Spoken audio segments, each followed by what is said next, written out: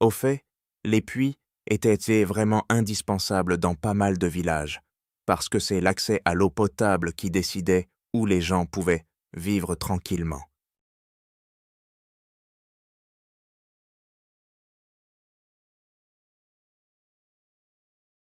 Une petite gorgée d'eau, ça fait du bien au cœur. Maintenant tu vas boire dans tes mains, plus question de coupe royale. Donne-moi la lettre et dis-moi où tu es né.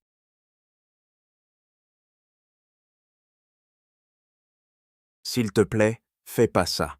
Les mots de ma mère, c'est tout ce qui me reste. À partir de maintenant, tu n'es plus qu'une simple gardeuse d'oie.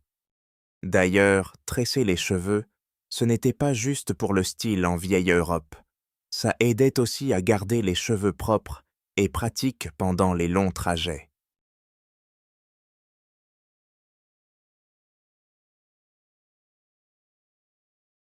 Je suis la princesse que ton père attendait. J'apporte la lettre de ma mère. Et au fait, les oies, c'est de vraies alarmes naturelles. Elles font un bouquin monstre dès qu'il y a des inconnus. Cette jeune fille va bosser ici. Elle ne sait rien faire d'autre. Reste forte, Falada. T'es le dernier ami qui connaît mon vrai nom. D'ailleurs, à l'époque, dans pas mal de royaumes, le sceau royal sur une lettre, c'était la preuve qu'elle était vraie, bien avant les signatures d'aujourd'hui.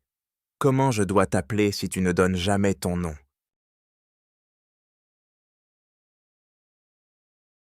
Appelle-moi la gardeuse d'oie, c'est plus prudent comme ça.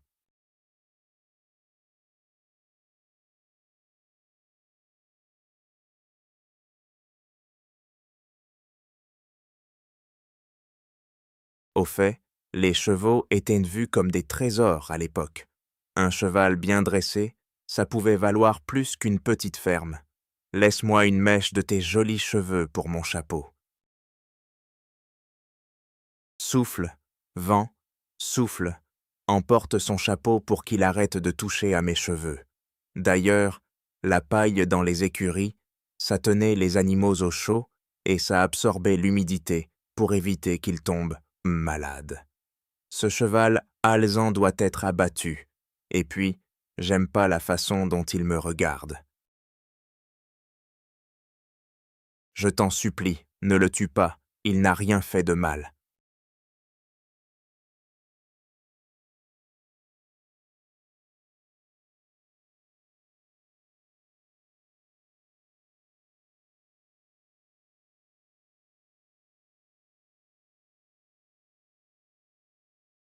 Falada, si tu étais encore là, tu pleurerais pour moi.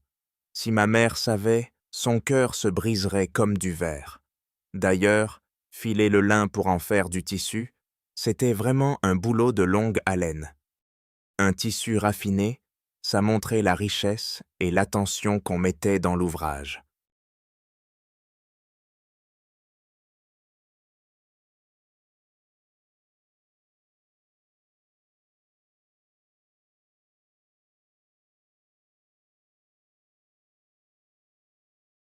Quand on est gosse, le chagrin, c'est comme un gros manteau qu'on traîne tout le temps.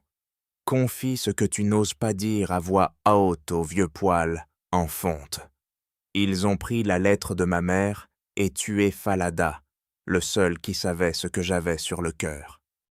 Au fait, dans beaucoup de contes, le vent qui parle ou la petite brise magique, ça représente une vérité qu'on ne peut pas cacher.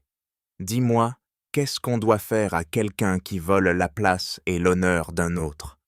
Il faut lui retirer toute fierté et la traîner dans un tonneau clouté pour que tout le monde se rappelle de sa honte. Avant, dans les cours royales, quand il fallait trancher, un témoin digne de confiance valait plus qu'un papier, parce que les documents, c'étaient rares et faciles à truquer.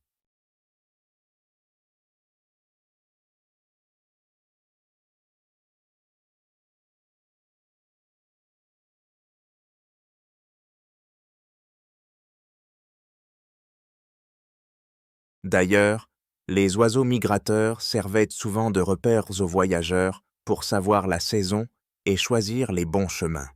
J'ai compris la vérité dans ton silence bien avant d'entendre ton histoire. Tu veux marcher à mes côtés en étant vraiment toi? Si je parle aujourd'hui, c'est parce que je me sens en sécurité et parce que tu as écouté. Au fait, les petits marchés de village, c'était vraiment là où les nouvelles circulaient encore plus vite que les messagers.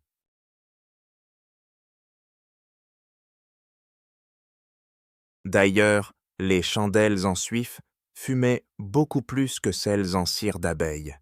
Avoir une lumière propre, ça voulait souvent dire qu'on était plutôt aisé. Parfois, le vent écoute mieux que les gens.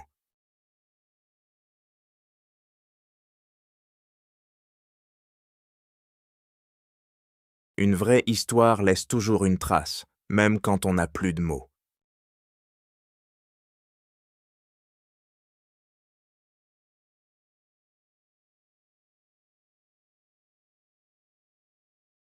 Une vraie histoire laisse toujours une trace, même quand on n'a plus de mots.